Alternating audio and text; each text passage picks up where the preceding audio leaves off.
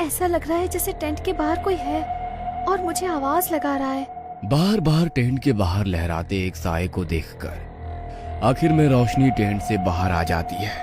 अरे यहाँ तो कोई भी नहीं दिखाई दे रहा। अंदर से तो बार बार किसी की परछाई दिखाई पड़ रही थी। कहीं शैली तो नहीं आई थी मुझे बुलाने और मेरे जवाब ना देने पर लौट गई हो? कहीं किसी मुसीबत में तो नहीं है? ऐसा सोचकर रोशनी थोड़ी दूर पर लगे शैली के टेंट की ओर जाने लगती है। अचानक से उसे अपने पीछे से किसी के कदमों की आहट सुनाई देने लगती है। रोशनी चौंक कर पीछे देखती है, लेकिन पीछे कोई नहीं था। पसीने की बूंदें अब उसके माथे पर नजर आने लगी थी। वह तेज कदमों से शैली के टेंट की ओर बढ़ती है। तभी उसे पत्तों पर चलने की किसी के कदमों की आवाज और तेजी से सुनाई देने लगती है। रोशनी एक बार फिर से मुड़कर देखती है तो उसे अपने पीछे एक साया सा नजर आता है। अंधेरा ज्यादा होने के कारण उसे समझ नहीं आ रहा था कि आखिर वो है कौन। कौन हो तुम? क्या चाहिए? मेरे पीछे पीछे क्यों आ रहे हो?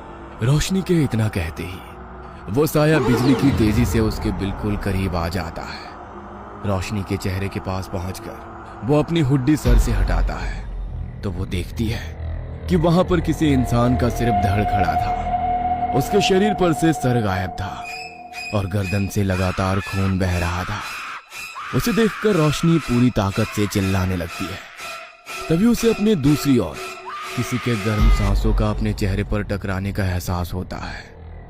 रोशनी चौंक कर पलट कर देखती है तो दूसरी ओर हवा में एक खौफनाक सर लहरा रहा था। बिना धड़ का सिर हवा में तैरते हुए इतना भयानक लग रहा था कि उसे देखकर रोशनी का खून ही जम गया था। इससे पहले कि रोशनी कुछ भी समझ पाती, एक लंबा सा हाथ उसके सीने के आर पार हो जाता है।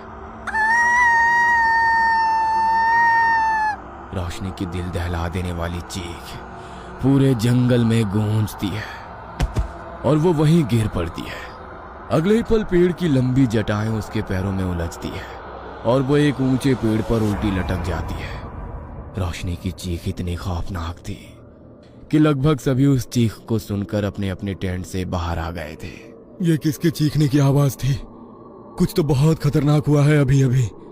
सब अपने आसपास देखो, सब लोग सही सलामत है ना? हम में से कोई मिसिंग तो नहीं है? सर, रोशनी नहीं है। सब लोग टॉर्च लेकर ग्रुप में अलग अलग दिशाओं में जाओ। हम जल्दी ही रोशनी को ढूंढ लेंगे, कुछ नहीं होने देंगे उसे। 3-3 लोगों के ग्रुप में सभी रोशनी को ढूंढने निकल पड़ते हैं। अचानक ही एक पेड़ पर से कुछ टपकता हुआ विक्की के ऊपर गिरता है। विक्की टॉर्च से पेड़ के ऊपर देखता है तो उसकी चीख निकल जाती है। रोशनी पेड़ की शाखा से उल्टी लटकी हुई थी और उसके शरीर से खून ऊपर से टपक कर नीचे गिर रहा था। रोशनी की मौत से पूरी टीम गहरे सदमे में थी। अब तो कोई भी अपने टेंट में वापस जाने को तैयार ही नहीं था। किसी तरह आग के आसपास बैठकर रात बिताने के बाद अगली सुबह सभी के लिए बहुत तकलीफ देह थी। हम लोग इधर नहीं रुकेंगे सर। जॉब जाती है तो जाए, क्या फायदा ऐसी जॉब का? हमारी सिक्योरिटी के लिए सरकार ने कोई इंतजाम नहीं किया है। लेकिन ये एरिया तो फॉरेस्ट टीम की तरफ से सेफ मार्क किया हुआ है।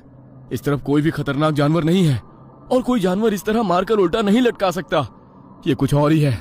सभी लोग बातें कर ही रहे थे कि एक बार फिर उन्हें ऐसा लगता है जैसे कोई आसपास छिपकर उनकी बातें सुन रहा है। ए, कौन है उधर? बॉस के इतना कहते ही कोई वहां से निकलकर भागने लगता है, जिसे विक्की और अविनाश दौड़कर पकड़ लेते हैं। कौन है तू? यहाँ क्या कर रहा था? तो तूने ही रोशनी को मारा? ये तो कोई आदिवासी लग रहा है। बोलो, यहाँ क्या कर रहे थे? यह जंगल घर था हमारा, लेकिन हमें उसे छोड़ना पड़ा। 15 साल हो गए हम सब यहाँ नहीं रहते, लेकिन जब पता चला आप लोग यहाँ पर कोयला खोदने आने वाले हो तो मुझसे रहा नहीं गया और मैं देखने आया कि आप लोग ठीक तो हो ना। क्यों? हमें क्या होगा? साफ साफ बोल, ये बता, रोशनी को क्यों मारा? मैं क्यों मारूंगा उसे?